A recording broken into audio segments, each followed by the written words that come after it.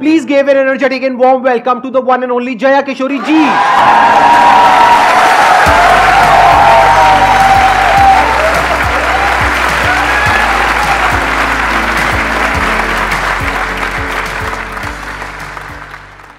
इनकी स्माइल में इतनी पॉजिटिविटी है, आई थिंक इनको कुछ बोलने की जरूरत ही नहीं है।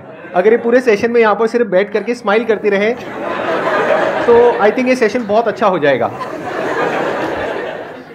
इनका एक मोटिवेशनल चैनल भी है। इनफैक्ट आपकी कुछ वीडियोस देख करके मैं खुद मोटिवेट हुआ हूँ, and I am not kidding.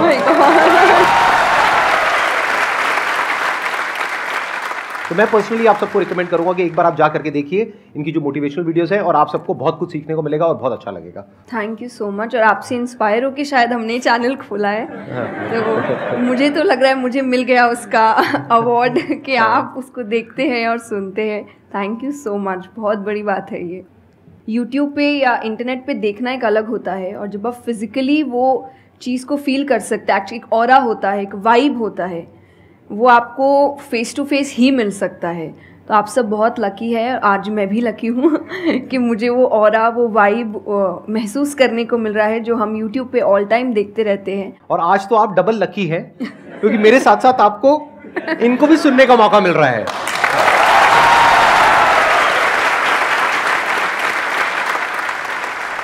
आपके मन में जो भी क्वेश्चंस है, जैसे भी क्वेश्चंस है, आप इनसे पूछ सकते हैं। First of all thank you very much for giving me this opportunity. I want to ask you कि लाइक आपने ये क्यों चूज़ किया कि you want to go into spirituality, कि मुझे इस चीज़ में ही जाना है? टू बी वेरी ऑनेस्ट, मैंने चूज़ नहीं किया था, इस स्थान ने मुझे चूज़ किया था, क्योंकि मैंने शुरुआत 6 साल की उम्र से की थी।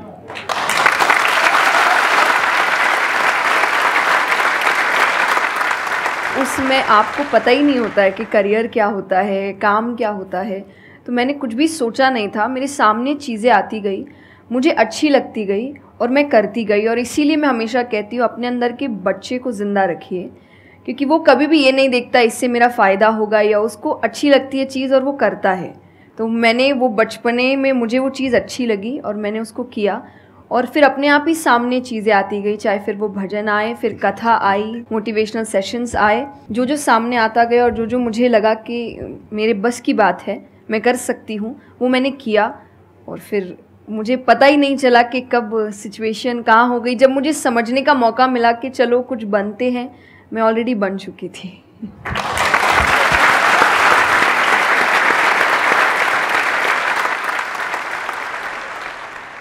मेरा क्वेश्चन कंसंट्रेशन पावर को लेके है, या दूसरी तरह से बोल सकते हैं अवेयरनेस को लेके। जैसे किसी भी काम पे जो ध्यान लगाने की कैपेबिलिटी होती है वो डिफर करती है पर्सन टू पर्सन। मुझे पूछना था क्या कोई इसका बायोलॉजिकल बेसिस भी है, या सिर्फ प्रैक्टिस पे डिपेंड करता है कि किसी की प्रैक्टिस थोड़ी कम है और किसी की ज़्यादा? कई ऐसे एक्सरसाइजेज है जो आपको हेल्प करती है कंसंट्रेशन के लिए। तो जो मैं एक्सरसाइज फॉलो करती हूँ वो लिसनिंग प्रैक्टिस है, कि मैं सोने से पहले या सुबह उठ के कुछ देर 5 मिनट्स 10 मिनट्स मैं बिल्कुल शांत माहौल में और मैं साउंड सुनने की कोशिश करती हूँ। और ऐसा माना जाता है कि जिस दिन आपको 5 से ज़्यादा साउंड सुनने लग जाए, और 5 का मतलब हुआ कि ऐसा नहीं कि आपके घर में टीवी और मिक्सी और सब चल रहा है तो आप कहे कि अरे भाई 5 साउंड सुनाई दे दिए, नहीं। जब शांति हो तो वो एक बहुत अच्छी प्रैक्टिस है जो आपके दिमाग को हेल्प करती है किसी एक चीज़ पर ध्यान लगाने के लिए। तो आप ऐसे कंसंट्रेशन पावर के एक्सरसाइजेज होती कर सकते हैं, और जो मैं करती हूँ मैंने आपको बताया, मैं रोज़ करती हूँ। अभी तक मैं 3 से आगे बढ़ी नहीं हूँ, लेकिन आई होप जल्दी 5 आवाज़ों से ज़्यादा सुनाई देने लग जाए।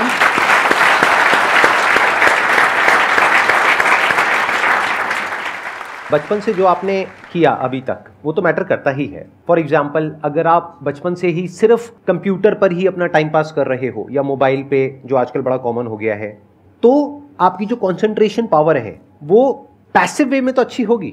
यानी कि अगर कोई कंटेंट है उसको आप कंज्यूम कर रहे हो तब तो आपका माइंड वहां पर लग जाएगा, लेकिन जब खुद ध्यान लगाने की बारी आएगी तो आप नहीं लगा पाओगे।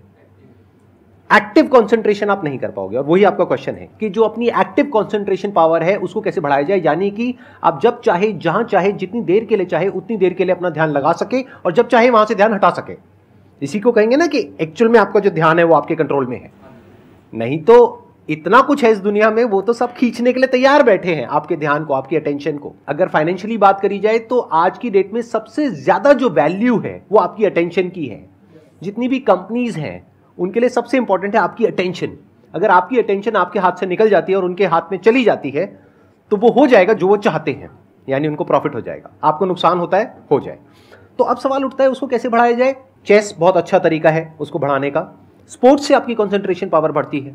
जैसे मुझे बैडमिंटन बहुत पसंद है, तो बैडमिंटन में सारा ध्यान कहां पर होता है? शटल के ऊपर, और कोई थॉट माइंड में आ ही नहीं सकता, क्योंकि अगर वो आया तो शटल से आपका ध्यान हट गया और आप हार जाओगे। तो sports is another way of doing it. उसके अलावा जैसे इन्होंने बताया लिसनिंग, अगेन वेरी पावरफुल। बहुत तरह की साउंड्स हैं, बहुत तरह की वाइब्रेशंस हैं इस यूनिवर्स में, बट हमारा ध्यान नहीं है उसकी तरफ। कुछ ग्रॉस है, कुछ सटल है।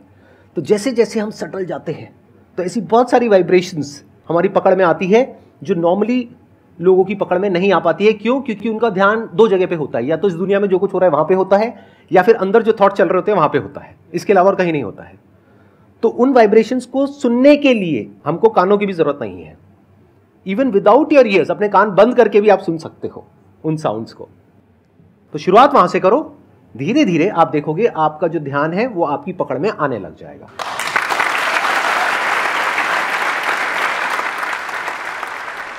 मेरा क्वेश्चन आपसे मतलब दोनों से ही है, वो ये कि हम लोग मतलब आज की सोशल मीडिया वाला ज़माना है तो हम लोग बहुत डिस्ट्रैक्टेड रहते हैं, और जब भी स्पिरिचुअलिटी की बात होती है फैमिली में, फ्रेंड्स में, तो सभी ये कहते हैं कि स्पिरिचुअल अभी होने की ज़रूरत नहीं है, करियर पे ध्यान दो, अभी कौन सा टाइम है, बाद में देख लेना। और हम लोगों के घरों में भी हम देखते हैं। तो मैम ये चीज़ कैसे, मतलब उनको कैसे समझाई जाए कि ये चीज़ कितनी इम्पॉर्टेंट है और उसकी इम्पोर्टेंस क्या है? मेरे हिसाब से, और आई थिंक मेरे क्या पूरी दुनिया के हिसाब से, जो भी स्पिरिचुअलिटी को ठीक से समझता है ये यंग एज प्रोसेस ही है। जैसे अगर आप रिलीजियस वे में भी सुने तो भगवान को हम कुछ भी चढ़ाते हैं वो फ्रेश होता है, प्रसाद है, फूल है, कुछ भी एक दिन दो दिन पहले नहीं होता। तो हम खुद इतने पुराने होके क्यों फिर अपने आप को चढ़ाते हैं? जब आप रिजिड हो चुके हैं, जब आपको आगे कुछ काम खास करना नहीं है, आप रिटायर हो चुके हैं, तब आप उस स्पिरिचुअलिटी का करेंगे क्या? आपके लाइफ में कोई चैलेंजेस होंगे ही नहीं जब सामना करने के लिए। तो स्पिरिचुअलिटी मतलब सिर्फ पूजा पाठ नहीं होता। मंत्र, जैसा मैंने लिसनिंग एक्सरसाइज बताई, वैसे ही मंत्र चैंटिंग भी एक बहुत बड़ी एक्सरसाइज है कि आप मंत्रों का उच्चारण करते हैं मेडिटेशन में, क्योंकि जो पावर, जो वाइब्रेशंस वो साउंड रखते हैं वो आई थिंक दुनिया में और कहीं नहीं है। तो वो आपके करियर के लिए, कंसंट्रेशन पावर के लिए, कॉन्फिडेंस के लिए, मेमोरी पावर के लिए, सबके लिए बहुत अच्छा है। तो आपको यही समझाना है कि आप स्पिरिचुअलिटी का मतलब एक तो पहले ये पर्सपेक्टिव हटा दें कि हम सब त्याग देंगे, हम सब छोड़ देंगे। ऐसा कुछ भी नहीं होता। गीता जी में स्पिरिचुअलिटी का ज्ञान उसको दिया गया है जिसको आगे जाके राजा बनना है, अर्जुन को। उसके पास क्या लग्जरी नहीं है, राज्य नहीं है, पैसा नहीं है, क्या नहीं है। तो अध्यात्म का मतलब कभी भी नहीं होता सब कुछ छोड़ देना, सबके बीच रहना है, पर इस तरीके से रहना है कि वो आप पर हावी ना हो हर चीज़। यही आध्यात्म है, यही स्पिरिचुअलिटी है कि बाहर की चीज़ें यहाँ ट्रबल ना कर सके, बस इतना ही करना है।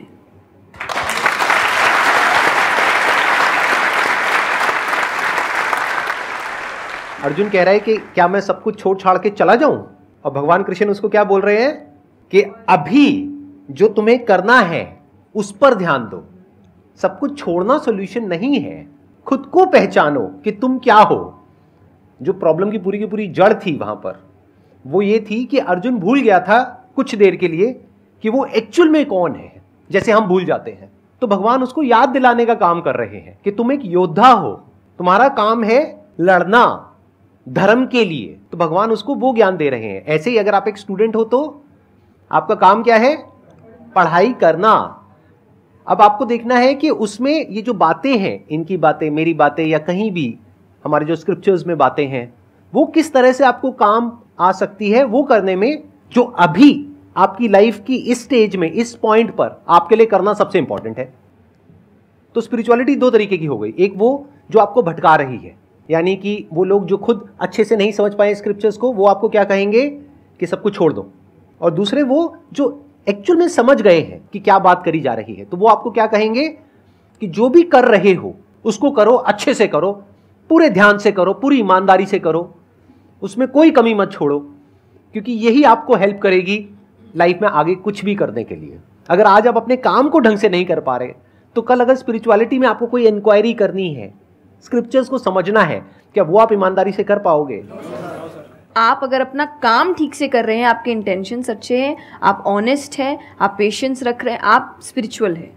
तो इसीलिए आपको बस अपना काम, जो उन्होंने सही कहा, एकदम ठीक से ईमानदारी से करना है। क्योंकि अगर यहाँ ईमानदार नहीं, क्योंकि जो आपका काम है, तो फिर कहीं और तो ईमानदारी की फिर बात ही क्या कर सकते हैं हम। मैम मेरा आप दोनों से ही है मेरा क्वेश्चन कि रियल फ्रेंडशिप का एसेंस आज खोते जा रहा है। हम सैटरडे संडे को पार्टी तो कर रहे हैं फ्रेंड्स के साथ, लेकिन जब रियल फ्रेंडशिप का टेस्ट होता है तो most of the friends fail हो जाते हैं, और हम भी फेल हो जाते हैं उसमें अपने दोस्तों। हम ये तो भूल जाते हैं कि वो हमारे दोस्त नहीं है अच्छे, तो हम भी तो नहीं हैं। तो ये चीज़ हम रियल फ्रेंडशिप को आज कैसे वापस उसके एसेंस को रीजनरेट करें और खुद भी दूसरों के अच्छे दोस्त बने। दोस्ती बहुत बहुत ज़रूरी होती है, और इस पे भी मेरा एक छोटा सा वीडियो है कि आप फ्रेंड्स को आइडेंटिफाई कैसे करें, या वही जो क्वालिटीज़ है वो खुद में भी कैसे लाएं। तो सबसे पहली क्वालिटी यही है कि हम जो सिर्फ सैटरडे संडे जिन दोस्तों से पार्टी करने के लिए मिल रहे हैं, वो आपके दोस्त नहीं होते हैं। वो आप बस एंटरटेनमेंट के लिए, आपको मस्ती करना है, मज़ा करना है, तो आप मिल रहे हो। लेकिन एक्चुअल जो आपके दोस्त होते हैं ना, वो आपको भी सिखाते हैं, आप उनको भी सिखाते हैं, वो आपके साथ ग्रो करते हैं। और जैसा आपने कहा एसेंस, जैसे मैं मेरे पेरेंट्स के जो दोस्त हैं, सालों से इक्के दुक्के हैं, लेकिन अभी तक हैं।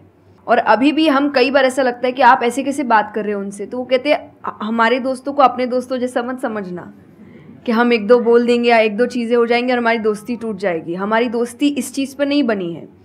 वो अगर महीनों भी एक दूसरे से नहीं मिल रहे हैं, या एक साल तक भी उन्होंने बात नहीं की है, वो एक साल बाद भी फ़ोन करते तो वो वैसे ही होते जैसे वो एक साल पहले थे, जहाँ उनकी बात छूटी थी, बिल्कुल वैसे। तो सबसे पहली चीज़ कि यही कि ज़रूरी नहीं है आपको अपने दोस्तों से हर एक इंटरवल में मिलना है, तभी आपकी दोस्ती कायम रह सकती है। क्योंकि अब लोग आगे बढ़ रहे हैं, बिज़ी हो रहे हैं, काम कर रहे हैं, दूसरे शहरों में पढ़ने जा रहे हैं। अगर आपकी दोस्ती सिर्फ मिलने मिलाने से और मस्ती करने से, तो वो दोस्ती नहीं है। तो ये सबसे पहली चीज़ है कि जो आपको आपके सिचुएशन को समझे, वाइस वर्सा आप उसके सिचुएशन को समझिए कि दोस्ती है पर ज़िंदगी भी है, काम भी है, मेहनत भी है, परिवार भी है। सबसे बड़ी तपस्या, सबसे बड़ा तप मैं कहती हूँ गृहस्थ जीवन ही है। Thank you for the compliment. उसमें आपको इतना कुछ करना पड़ता है, वो एक सिचुएशन को समझना ज़रूरी है। दूसरा, आजकल जो एक ट्रेंड बन चुका है कि फ्रेंड्स सपोर्टिव होने चाहिए, तो सपोर्टिव का मतलब ये नहीं कि तुम गलत भी करो, तो जो कर्ण और दुर्योधन की दोस्ती थी कि नहीं भाई पाप भी कर, मार, गलत कर, मैं तो साथ खड़ा हूँ, ये दोस्त नहीं होते। ये बहुत बड़ा पॉइंट बोला है इन्होंने, अभी इसके बारे में मैं बात करूँगा। ये दोस्त नहीं होते हैं। दोस्त आपको आपके पास खड़े रहेंगे सपोर्ट में, लेकिन ये हर वक्त बताएंगे कि तुम गलत हो, तुम गलत कर रहे हो, इसकी सज़ा मिलेगी। तो ये सच्चे दोस्त होते हैं। तो आप या तो कहते हैं ना कि कृष्ण जैसे दोस्त बनो, खुद ही बनो। बात यहीं आती है, कृष्ण जैसे ढूंढने से पहले कृष्ण जैसे दोस्त बनो, कि जो हर वक्त बताने। कृष्ण कभी अलग नहीं हुए अर्जुन से। जब वो कहने लगा कि मैं नहीं लड़ सकता, ये नहीं, उन्होंने उस वक्त बहुत डांटा कि क्षत्रिय है, ये तरीका है बात करने का, ऐसे बोलते हैं, तो इतना बड़ा महाबाहु है, बड़े बड़े नाम बताए, याद दिलाया कि तुम कितने अच्छे हो। तो सबसे बड़ा दोस्त का आई थिंक क्वालिटी यही है, जो सपोर्टिव है लेकिन गलत चीज़ों में नहीं है, वो हर वक्त सही के लिए आपके पास खड़े हैं। और तीसरा जो मैं सबसे अच्छा कहती हूँ कि आपकी और उनकी मेंटालिटी मैच होनी चाहिए।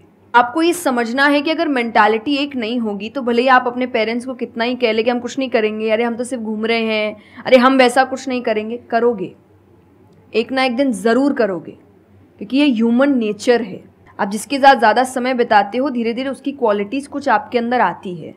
तो ज़रूरी है कि वो बिहेवियर, वो पैटर्न, वो मेंटालिटी, वो माइंडसेट मैच होनी चाहिए दोनों की, तभी आप एक साथ ग्रो कर सकते हैं। वरना वही सैटरडे संडे मिलना और ज़िंदगी ख़राब करना, यही हो पाएगा बस। Excellent point. ये समझना इतना इंपॉर्टेंट नहीं है कि दोस्ती क्या है, ये समझना ज़्यादा इंपॉर्टेंट है कि दोस्ती क्या नहीं है।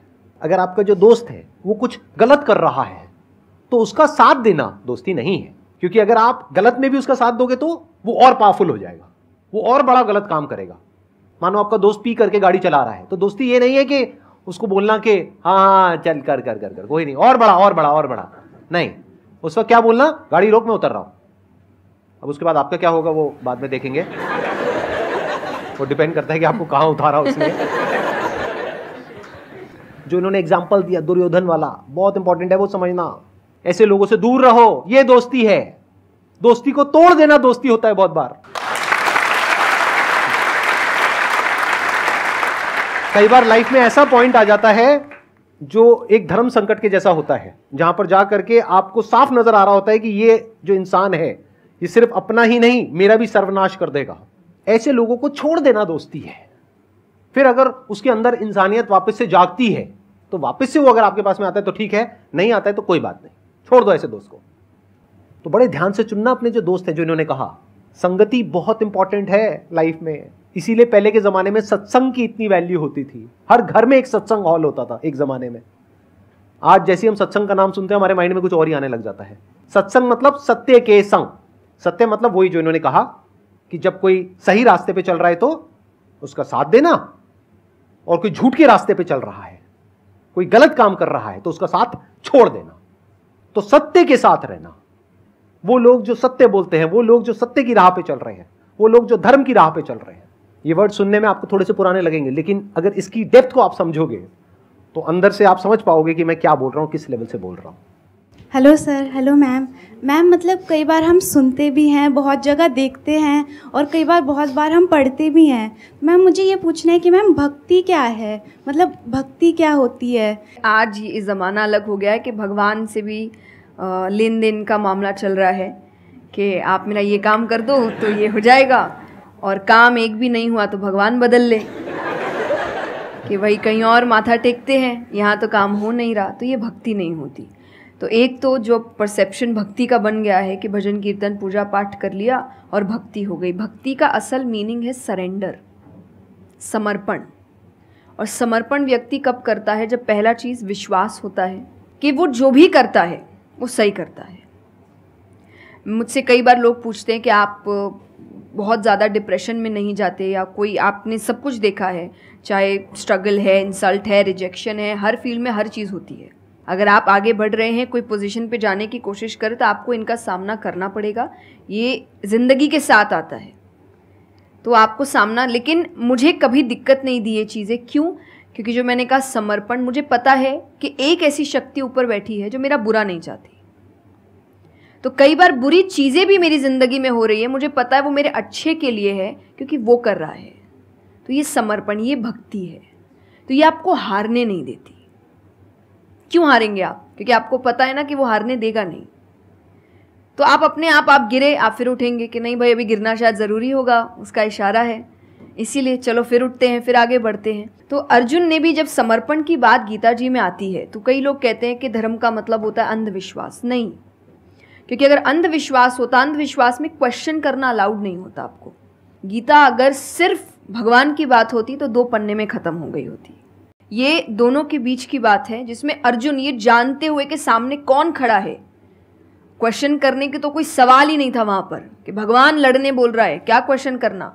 पर उसने कंटिन्यूसली क्वेश्चंस किए हैं, पर उसका भी नाम आया था समर्पण, कि वो समर्पित होकर क्वेश्चन कर रहा था कि ये जो खड़ा है ये मेरे हर सवाल का जवाब जानता है, ये मुझसे कभी कुछ गलत काम नहीं कराएगा। लेकिन इसका मतलब ये नहीं कि मैं अपनी जिज्ञासा बाहर नहीं निकालूंगा, मैं अपने क्वेश्चंस पूछूंगा। तो भक्ति का अर्थ यही होता है कि पहला निष्काम होता है। क्या फ़ायदा मत ढूंढिए कि मेरा काम नहीं हुआ तो भगवान है ही नहीं। भाई भगवान कहाँ है? भगवान होते तो ऐसा होता क्या? वो तो इंसान है इसीलिए ऐसे हो रहे काम।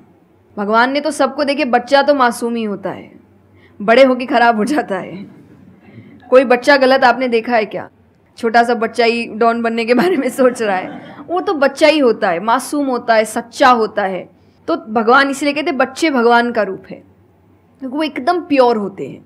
बड़े होने के बाद हम काम खराब करते हैं और नाम फिर हम भगवान का देते हैं, क्योंकि हमको इल्ज़ाम लगाने के लिए लोग चाहिए। ये फेलियर्स के लिए भी, आप फेलियर्स के लिए भी हम कहते हैं मेरा काम अच्छा नहीं था, मेरा समय अच्छा नहीं था, मुझे पेरेंट्स ने सपोर्ट नहीं किया, मेरे पास ये नहीं था। वरना अगर देखा जाए इन्हीं सिचुएशन में कई लोग हैं जो काम करके आगे बढ़ जाते हैं। तो करने वाला तो कर लेगा, नहीं करने वाला इल्ज़ाम लगाएगा। तो वो इल्ज़ाम अभी हमें ऐसे दिखता है एक ऐसा कोई है जो सामने तो खड़ा नहीं है, भगवान लगाओ इल्ज़ाम। एक फ़ोटो है ना इंटरनेट पे कि भगवान खड़े, छोटी बच्ची खड़ी है, छोटी बच्ची के हाथ में एक टेडी बेयर है, तो भगवान वो मांग रहे हैं और वो बच्ची बोली मुझे बहुत अच्छा लगता है, मुझे नहीं देना। उसको नहीं पता कि भगवान के पास पीछे एक बड़ा सा टेडी बेयर रखा है और भगवान उसको कह रहे कि बस दे दो और मुझ पे विश्वास रखो कि वो दे दो छोटी चीज़ जो तुमसे आपको वो बुरी लग रही है उस वक्त कि मेरे साथ गलत हो गया या मेरा छोटा काम नहीं हुआ, मैंने तो इतनी पूजा की थी, इतना काम किया था। शायद तुम उस काम के लिए नहीं बने हो, तुम और बड़े चीज़ के लिए बने हो। तो निष्काम क्या है कि आपकी भक्ति निष्काम है, स्वार्थ से नहीं बनी है, तो भक्ति आगे बढ़ेगी। दूसरा सरेंडर, कि मेरे हर सवाल का उत्तर सिर्फ उसके पास है। तो ये दो चीज़ें भक्ति बनाती हैं।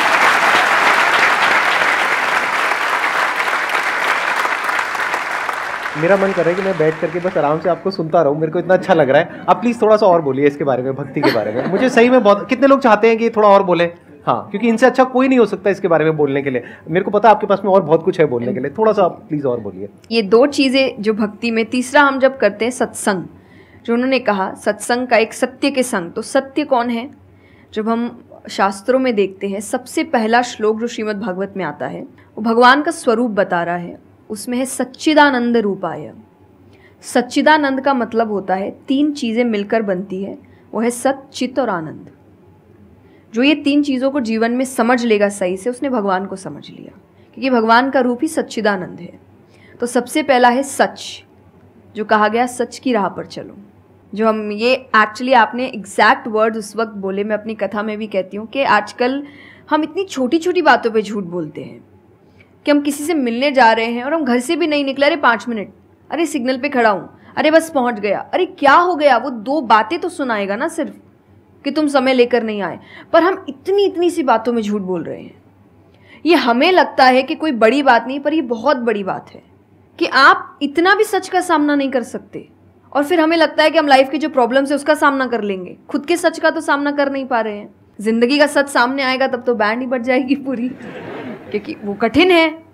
जिंदगी आसान नहीं है, किसी के लिए नहीं, भगवान के लिए भी नहीं हुई। आप राम जी को उठाइए, कृष्ण जी को उठाइए, जब तक यहाँ रहे कोई सुखी नहीं रहा।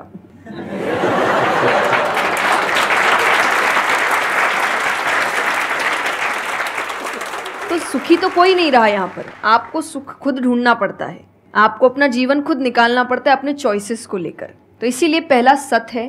दूसरा चित है, अवेयरनेस। हम अवेयर नहीं हैं चीज़ों को लेकर, हम इग्नोर करते हैं। अवेयरनेस और इग्नोरेंस ये ऑपोजिट्स हो गए कि आप कोई भी चीज़ आपको समझ नहीं आ रही है, नहीं है। मैं अधिकतर नास्तिक लोगों को आप देखिए, उनको अगर पूछे ना भगवान को मानते हैं, तो उनके पास एग्जैक्ट रीजंस नहीं होते कि क्यों नहीं मानते। बस नहीं है, दिखा नहीं, मुझे नहीं दिखा तो नहीं है। तो तुम्हें तो बहुत चीज़ें नहीं दिख रही। मेरे पापा इस पर मैंने एक बार उनसे क्वेश्चन किया था कि बोले तो पापा कैसे जवाब दे? तो पापा बोले उनको पूछना उन्होंने अपने परदादा को देखा था। देखा तो नहीं होगा,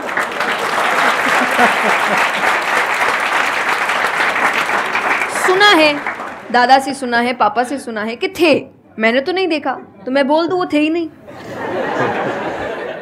कुछ तो सच्चाई होगी, उसको ढूंढने की कोशिश करो। मैं धर्म के लिए हमेशा कहती हूँ कि आपको ढूंढना पड़ेगा। भगवान, मेरे पापा ने मुझे एक बात कही थी, भगवान मानने की चीज़ है, जानने की नहीं। जानना क्या होता है? पहले इस्तेमाल करे फिर विश्वास करे।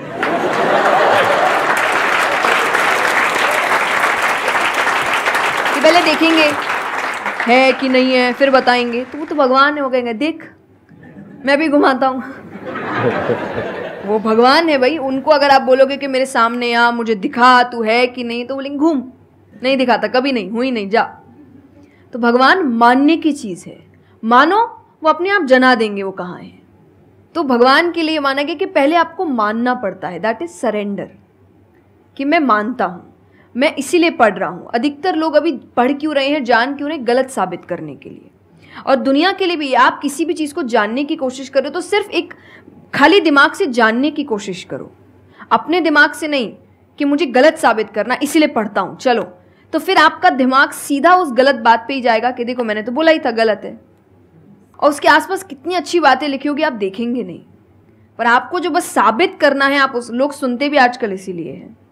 मैं कथा में एक बात कहती कि बस आजकल कथा ही बची है सुनने वाली चीज़, वरना आप कहीं भी 2 लोगों को देखिए वो बोलेगा मैं बोलता हूँ, नहीं मैं बोलता हूँ, नहीं मैं बोलता हूँ। दुख देखिए किसी के, प्रॉब्लम्स को एक बोलता है मेरी जिंदगी अच्छी नहीं चल रही, अरे मेरी उससे भी खराब है। आप किसी से मदद भी कहाँ मांगेंगे कि वो एक दुख सुनाओ वो 4 सुनाता है, तो क्या ही मदद मांगे कि तो मेरे से दुखी है, तू मेरे से और 500 रुपये रख भाई। ये तो लोग हर वक्त कोई सुनना नहीं चाह रहा। और सुन भी रहे हैं तो इसीलिए कि ताकि बस मैं बोल सकूं, कि ये ख़त्म करे, बस जल्दी से ये चुप हो ताकि मैं बोलूं।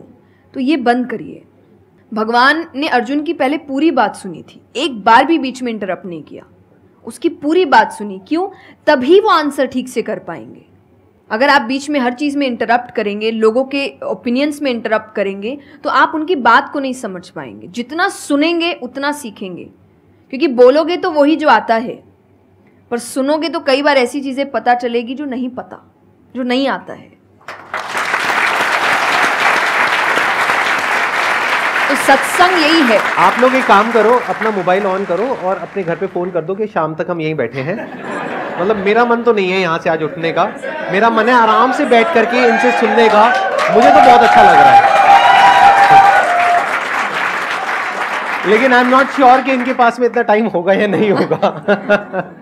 आप प्लीज, आई एम सॉरी मैंने आपको इंटरप्ट किया। नहीं नहीं, बिल्कुल। तो यही छोटी छोटी बातें हैं, देखिए। और आनंद का मतलब एक्चुअली परमानेंट हैप्पीनेस होता है, जो आपको भगवान के साथ ही मिलता है, कि आपको किसी की ज़रूरत नहीं है, बाकी सब कुछ टेम्पररी है। और टेम्पररी खुशियों के लिए भगवान ने अर्जुन को लड़ने के लिए इसलिए नहीं बोला था कि तेरे को राज्य मिल जाएगा, खुशी मिलेगी, पैसा मिल जाएगा। नहीं, एक परमानेंट हैप्पीनेस थी कि मैंने अपना काम अच्छे से किया, उसके लिए लड़ो। तो जो भी काम कर रहे हो परमानेंट क्या है उसमें वो देखो, और ये आपकी सक्सेस पे भी काम आता है। भगवान जैसे अब हम कहते हैं ना कि दुनिया में कुछ सच नहीं है, संसार सच नहीं, इसका मतलब क्या? छोड़ने के लिए नहीं। क्या आप पहली चीज़, जब दुख आ रहा है तो डिप्रेशन में मत जाओ, क्योंकि आप जानते हो ये भी परमानेंट नहीं है, टेम्पररी है, कल फिर ठीक हो जाएगा। खुशी आ रही है तो घमंड मत करो, ये भी निकल जाएगा, ये पोजीशन भी ज़्यादा समय तक रहेगी नहीं, तो उसको रखने के लिए काम करते रहो। तो भगवान हर चीज़ में कहते बैलेंस्ड रहो, और परमानेंट वो है उसके पीछे भागो। तो आप अपने आप ही जो दिखावे की दुनिया है, करते हम सब है और सब कुछ करना चाहिए लाइफ में, सब एंजॉय करिए, पर अगर उसको जानते हुए करोगे कि परमानेंट नहीं है, तो जैसा मैंने कहा वो यहाँ जाएगा नहीं। जैसे एक पक्षी है, आप पेड़ पे उसको बैठा दो और फिर जिस ब्रांच पे वो बैठी उसको काटने लगो, और जब तक ब्रांच नहीं गिरेगा वो नहीं हटेगी, क्योंकि उसको ब्रांच पे भरोसा है ही नहीं। उसको पता ये रहेगा ना, उसको अपने पंखों पे है कि वो जैसे ही गिरेगा मैं उड़ जाऊंगी।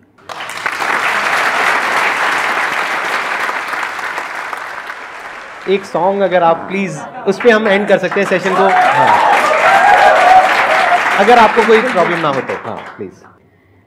मेरा आपकी कृपा से सब काम हो रहा है, करते हो तुम कन्हैया मेरा नाम हो रहा है।